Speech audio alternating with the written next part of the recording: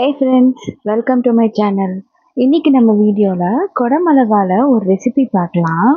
இந்த கிரேவியை நீங்கள் சப்பாத்தி, பூரி, சாப்பாட்டுக்கு கூட ஊற்றி சாப்பிடலாம்.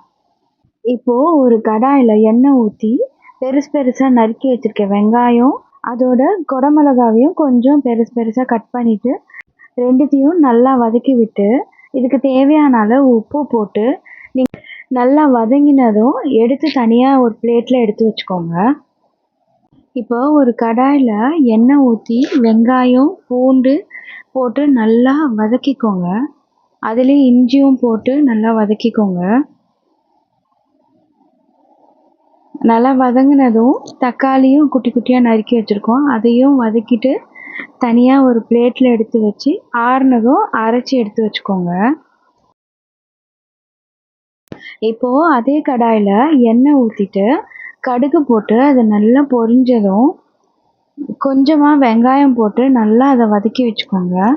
அது நல்லா வதங்கினதும் அதுலேயே இஞ்சி பூண்டு விழுது அதில் போட்டு நல்லா அதை வதக்குங்க. அந்த பச்சை வாசனை போகிற வரைக்கும் இதை நல்லா வதக்கிட்டே இருக்கணும். பச்சை வாசம் போனதுக்கப்புறமா நீங்கள் 2 டேபிள் ஸ்பூன் மிளகாத்தூள் போட்டுக்கோங்க. உங்கள் தேவைக்கேற்ப காரத்தை நீங்கள் அட்ஜஸ்ட் பண்ணி போட்டுக்கணும். அப்புறம் 1 ஸ்பூன் கரம் மசாலா போட்டிருக்கேன். நல்லா அதை வதங்கினதும் நம்ம அரைச்சி வச்சுருக்க அந்த விழுதை இதில் போட்டு அதையும் நல்லா மிக்ஸ் பண்ணி உங்களுக்கு தேவையான அளவு உப்பு போட்டு எவ்வளோ கன்சிஸ்டன்சி வேணுமோ அதுக்கேற்ற மாதிரி தண்ணி ஊற்றிக்கோங்க. பூரி, சப்பாத்தி அப்படின்னா கொஞ்சம் திக்காக இருந்தால் நல்லாயிருக்கும். நீங்கள் ரைஸுக்கு சாப்பிட்றீங்கன்னா கொஞ்சம் தண்ணி கூட எக்ஸ்ட்ரா ஊற்றிக்கோங்க. நல்லா இது கொதி வந்ததும் இந்த எண்ணெய் திரண்டு வரும் மேலே. அந்த எண்ணெய் வந்ததுக்கப்புறமா ஒரு 10 முந்திரியை நான் ஆல்ரெடி ஊற வச்சுருக்கேன். அதை நீங்கள் அரைச்சி இதில் நல்லா எண்ணெய் வந்ததுக்கப்புறமா இதில் ஊற்றிக்கணும். ஒரு 10 மினிட்ஸ்க்கு அது நல்லா கொதிக்கணும்னு விட்டுருங்க.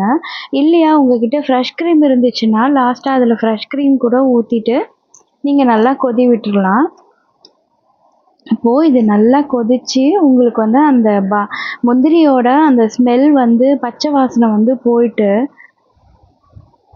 நல்லா திக்காக ஒரு கன்சிஸ்டன்சி கிடைக்கும். அப்போது நீங்கள் வதக்கி வச்சுருக்க அந்த கேப்சிகம்மையும் ஆனியனையும் இதில் போட்டுட்டு அதை நல்லா மிக்ஸ் ஆகுற அளவுக்கு கிளறி விட்டுட்டு எல்லாமே நல்லா மிக்ஸ் ஆனதுக்கப்புறமா கொஞ்சமாக நீங்கள் பட்டர் இதில் போட்டுக்கோங்க. இன்கேஸ் உங்களுக்கு பட்டர் பிடிக்கலைன்னா நீங்கள் பட்டர் அவாய்ட் பண்ணிக்கலாம். நான் பட்டர் போட்டிங்கன்னா இன்னும் டேஸ்ட்டாக இருக்கும். இந்த டைமில் இதில் கசூரி மேத்தி இருந்தாலும் போட்டுக்கலாம். என்கிட்ட இல்லை, அதனால் கொத்தமல்லி இலை மட்டும் போட்டு நான் சர்வ் பண்ணிட்டேன். அவ்வளோதான், கேப்சிகம் பட்டர் மசாலா ரெடி. நீங்களும் இதை வீட்டில் ட்ரை பண்ணிவிட்டு எப்படி வந்ததுன்னு கமெண்ட்டில் சொல்லுங்கள். தேங்க்யூ.